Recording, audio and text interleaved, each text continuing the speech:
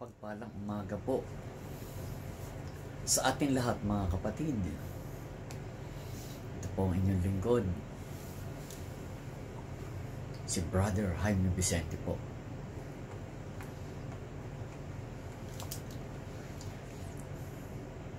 Dati po ako naging pare, isang monsenyor. Marami po nagtatanong kung ano-ano pa. Kaya nga po, mas minarapat ko na lang po na lumabas na ako ng bahay dasalan para makapaglingkod ako ng buong puso, buong sakripisyo sa Ama. Nilalaan ko po ang katawan kong ito, serbisyo kong ito bilang living sacrifice. I offer my life, myself, kay Ama. Puro kay Ama lang po. Kaya mga kapatid, alam ko naman po na darating na itong Pasko. Napakarami po sa tao yung mayroong mga pinagdadaanan, no? Namumroblema kung ano yung pamasko. Meron lang po akong itatanong sa inyo lahat, no? Sino ba may birthday? Ba si Lord Jesus? Oh, si Lord Jesus ang bahala. Siya maghahanda. Huwag natin regaluhan ng sarili natin. Meron tayong Diyos na dapat bigyan ng napakagandang regalo. Ano ba yung gusto niyong regalo? Bigyan ko kayo Ang pinakamagandang regalo sa ating Panginoong Jesus, pag-ibig, pagmamahal. Give love on Christmas Day. Kaya mga kapatid ko, hindi tayo dapat malungkot dahil ang pagmamahal po ay lagi nakalaan Nandun po yung pangunawa, sakripisyo, nandun po ang lahat. Isa po kong healing priest. No? Healing priest po. Kaya mga kapatid ko, kung ano man nasabihin nila, sige, hindi na tayo pare. Okay. Pero sa puso ko, bilang isang ama ng karamihan, no? Ama po na nagbibigay po ng saya sa mga kapwa-tao. Para maunawaan nyo ama po. Kaya ako sinabing ama ako kasi ang dami ko anak Hindi po ako yung amang Diyos Hindi po ako yung isang basta maunawaan po natin, no? Isabihin nun, bilang isang ama ng mga samahan na nagtuturo ng kabutihan sa kapwa-tao, no? Maging matatag po tayong lahat. Kasi sa panahon po ngayon, pinag-aaway-away tayo ng demonyo. Pati po yung mga religious group, no? Mga leader, mga religious leader po. Tingnan nyo, nagtatalo-talo sila. No? Sinabi nga ng Ama sa atin mahalin nyo. Magmahalang kayo. Asan yung pagmamahalan ng bawat isa? Wala. Alam nyo, nangyayari ngayon. Kaya nga po yung demonic activity, tinatawag nila yung mayroong oppression, obsession. Huwag na po natin yung mga session na yan. Ang malaga, may demonyo. Ba? Kasi kung palalalimin pa natin ang tao po alam mo naman ang tao po, kakapakapayan, lista ng lista di ba? Dalawa lang po. Dalawa lang. Good and bad. No? God the Father Almighty, mga demonic na tinatawag na Satan, yun lang po, dalawa lang yan. Kasi pinararami nila yung mga pangalan, Eh, hindi mabilang yan eh. Di ba? Oo. Kaya nga po ang mga demonyo, ang gawain po nila mga kapatid, ay hindi mabilang na iba-ibang uri ng gawain para po masira nila, no, ang mga taong tapat sa Diyos. Tingnan niyo mga kapatid, bakit yung iba, di ba, sagana, habang sumasagana sila, no, yung tinutukso sila ng demonyo, mapera sila sa gawang panloloko, punong-puno sila ng kasaganahan sa pera. Sa lahat ng kaligayahan nasa kanila. Pero nung nagbabalik loob sila sa Diyos, nakadanas sila na iba-ibang uri ng kahirapan. Bakit? Kasi po, kaya ibinibigay ng mga demonyo yung kaligayahan sa lahat ng tao para mahiwalay yung pananampalataya natin sa Diyos. Diba? Eh, yung nagbalik loob tayo sa Diyos, aatakihin tayo ng demonyo kasi kaaway niya na tayo eh. Diba? Kaaway niya na tayo, kaya atakihin na. Kaya minsan po, bakit ang mga katanungan? Ama, bakit kung kailan ako nagbabalik loob sa'yo,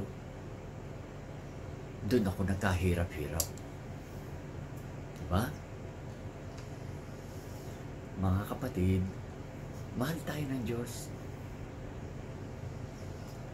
Kaya lang, nung panahon na kumakatok ang Diyos sa iyong puso, hindi mo siya pinapasok. Mas pinapasok mo pa ang mga demonyo sa iyong buhay. Ngayon, kung kailang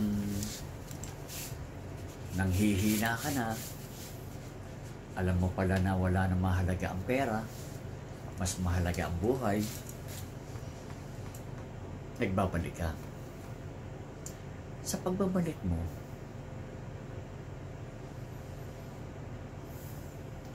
inoobserbahan ka pa lang. Habang inoobserbahan ka ng Ama kung totoo talaga magbabalik loob ka na ng buong katapatan, sinisikap ni Satanas, kaya ka pinapahirapan para sisihin mo ang Diyos. Diba? Kaya tayo mga kapatid, kahit anong hirap,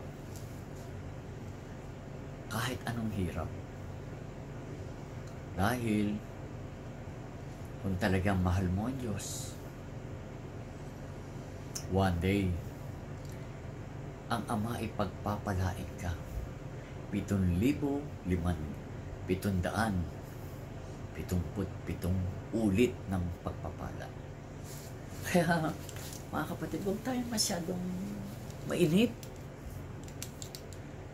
Tingnan niyo po. Kwento ko sa iyo yung isang mayaman. Mula nung pagkabata niya, no, at dumating siya ng edad 18, talagang magaling siya, magaling talaga, trabaho, puro kalokohan ng trabaho. Alam niyo na yung pandaraya, lahat. Dumating sa buhay niya, nakakabili na siya ng kung ano-ano. Bumibili na siya kahit na kaya niyang bumili ng 200 hektarya. Kaya niya. No? Sa sobrang yaman, kaya niya nang bili ng Pilipinas. Sa sobrang yaman na, di ba? Mayaman na siya. Lahat, no? Pag sa babae po, parang ang babae, lang sa kanya, para lang siya nagbibihis ng baro. Paghubad niya, iba na naman ang susuot niya. Paghubad, iba naman. Ganun siya, no? Dumating din ang oras na talagang kahit kotse, kung ang kotse nagkakahalaga ng mga 50 million, kaya niyang bilhin yun. Kahit na isang dosena pang tag 50 million. Kaya niyang bumili ng helicopter, kaya niya bumili ng eroplano, kaya niya lahat. Kasi yung nga, binigyan siya ng karanyaan ng demonyo. Pero kapalit, yung kanyang kaluluwa. Kasi ang halaga ng ating kaluluwa, mas mahalaga pa. No? Mas mahalaga sa lahat. Kasi ang ipinagkaloob sa atin ng amang kayamanan ay buhay na hindi kayang bayaran ng salapi. Tandaan niyo yan. Ito po. Mga kapatid, noong time na yun, nanghihina na siya. Ang lakas ng katawan niya, no? Maganda ang katawan, matipuno. Bakit na pang nararamdaman niya, nanghihina siya? Yung pala, meron siyang lihim na cancer. Cancer po. Na masyado ng acute yung cancer niya, no? Sabi na nga ng doktor, wala na po kami magawa. Kahit anong gawin natin, no? Kahit palitan ka pa ng puso, palitan ka pa ng lahat ng internal organ, ipalit sa'yo. Pero mangyayari sa inyan, sabi sa kanya kapatid, no? Living death ka. Nasa kama ka lang, nakahiga ka, nagpapaandar nila sa puso mo, machine, sa pagkain mo, sinusuplayan ka na lang sa ilong, may ihi ka, may bag. Ganon ang mangyayari sa'yo. No? Pinakamatagal na sa buhay mo, yung kalahating taon. Pinakamatagal na. Di naguluhan po yung tao, naguluhan. Nag-announce siya. Nag-announce. Sa TV, sikat na sikat siya, no? Sabi niya, sino ba yung tao talaga na, sino ba yung tao makakapagbalik sa akin sa edad 18? Ibibigay ko sa kanya lahat ang aking kayamanan. May material lang sa akin konti, sabi niya. May material lang konti sa akin para panimula ko. No? Ang hinahanap niya para, kita mo, taong magbibigay. Sino ba nagbigay ng buhay sa atin? Tao ba? O ang Diyos? Kahit si Mama Mary. Kahit si Mama Mary po. No? Kahit na gawin, totoong ginawa no? Pero kung hindi po pinahintulutan ng Diyos ang buhay Di po ba? Ang buhay galing sa Diyos kasi siya yung buhay. Kita niya po, ano nangyari? Ano po ang nangyari doon sa mayaman? No? Merong isang pastor na nagsalita. Nako, huwag ka mag-alala. Kahit sa dami mo nagawang kasalanan, sabihin mo, Ama, isang salita mo lang gagaling ako. Diba? Araw-araw niya sinasabi yun. Araw-araw. Ilang buwan na, lagi niya sinasabi. Pero pahina siya ng pahina. Hanggat hindi rin siya yung salita niya, gano'n na lang, no? Ngayon, yun ang sabi ng mga pastor o yung mga mangangaral. Ano ang sabi ng aklat? Diba? Inuunat ko ang aking kamay, wala nakinig. No? Ako'y nangaral, wala naman nakinig ng aking payo. Sinuway nyo ang aking saway, no? Hindi siya nakinig. Ano sabi na Ama? Darating ang oras. Pag dumarating na sa buhay mo ang kasukunahan, ako naman ay tatawa. Kita mo, tatawanan ka ng Ama? Bakit? Kasi nung panahon na tumatawag siya, hindi niyo siya pinakikinggan. Puro kayo karanyaan, gala, gano'n, pasyal. No? Ngayon, pagdating ng oras ng kagipitan, tatawag ka sa kanya, baka hindi ka nasagutin. Baka hindi ka nasagutin. Kasi may panahon. Kaya may panahon pa, ngayon pa lang, sa ating pagbabalik loob, mga kapatid ko, straight na tayo. Straight. Kaya ang pinakamagandang mapupulot nyo ngayon, yung tunay na pagbabalik loob, kasi nga po, wala na kayong kamatayan. Wala. Bakit? Kasi pag naghiwalay, ang espiritu at katawan, ang espiritu nagbalik kay Ama at tinanggap ng Ama, pagkakalooban niya ito ng buhay na walang hanggan. O, mamamatay ka ba? Wala. Yung mga mabubuting tao po na sumunod, ngayon, santo na sila sa langit. No? Hindi ina-accept yung gagawin kang santo sa lupa. Nagbobotohan ng mga religious leader, gagawin niya santo. Bakit? Sino po ba talaga ang nagbibigay ng karapatan para ang isang tao maging santo? Ang Diyos. Ang Diyos po. Diyos Ama. Kaya tayo mga kapatid ko, mapagpalang umaga, this coming Christmas, no? Huwag niyo tignan yung pera. Although yung pera, natatakot kayo dahil meron kayong mga inaanak na kakatok, wala kayong ibibigay. Pero pag binigay niyo yung salitang pagmamahal, ito mga inaanak ko, di ba? Alam niyo, babait niyo, pag-aralan mo. Baka sabihin pa ng mga inaanak mo, Ninong, ang dami namin nahinging mga pera, pero ibinigay mo sa amin, mas mahalaga sa perang nakuha namin. Pagmamahal. Yun po ang tunay. Yun po ang tunay, mga kapatid. Dumating po sa buhay ko yan na siyempre, normal lang, makakain ka isang araw. Di ba rin ka napapagod kahit wala kang pera, okay lang. Mapasaya mo lang ang mga mahal mo. Isang napakagandang regalo na yan sa ating Panginoong Jesus.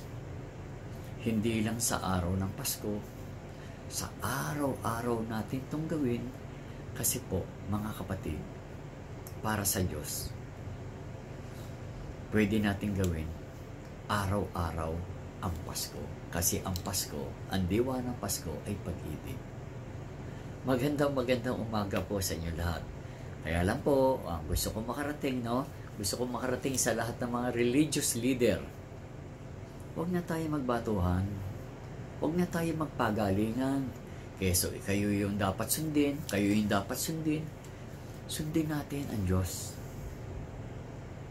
Huwag niyo sabihin kayo ang dapat sundin. Ituro niyo na sundin ng lahat ng tao ang Diyos Amang makapangyarihan sa lahat. Kasi iba dapat magpabinyag kayo sa akin, dapat magpa-bless kayo sa akin, dapat. Bakit? Ano ba yun? Di ba? Hindi ka raw kasapi kapag hindi ka nila na-bless. Na-bless ka nga pero hindi ka naman kasapi ng Ama. Ano ba ang tunay? Ano ba ang tunay na sasama tayo? Ang tunay na pagsama sa Diyos, yung paggawa ng kabutihan sa ating kapwa, pagsamba sa Diyos, pagsunod sa Diyos, yun po ang tunay na relihiyon. Dahil ang kahulugan ng relihiyon ay pagsamba sa Diyos, paglilingkod sa Diyos, pagmamahal sa kapwa, maging tapat ka, hindi ka mandaraya, punong-puno ka ng pagmamahal sa kapwa. Yun po ang tunay na diwa ng tinatawag na relihiyon. Mapagpalang umaga po muli sa inyo lahat. Maligayang Pasko sa inyo lahat. Mahal ko po kayong lahat. Sabi rin ng Ama, mamahalin niya tayo hanggang sa dulo ng ating buhay, mamahalin niya tayo. Lahat na nananatili sa Kanya ay hindi niya pababayaan. Yung salitang hindi niya pababayaan, yung kaluluwa natin. Hindi kayo pwedeng kunin ng impyerno. Yun ang ibig sabihin ng Ama. Hindi ko mo nasaktan ka, pinabayaan ka ng Diyos. No. Ang Espiritu mo ang Kanyang pinapangalagaan upang bumalik muli sa Kanyang kaharian. Mahal na mahal ko po kayo lahat. Mapagpalang umaga po.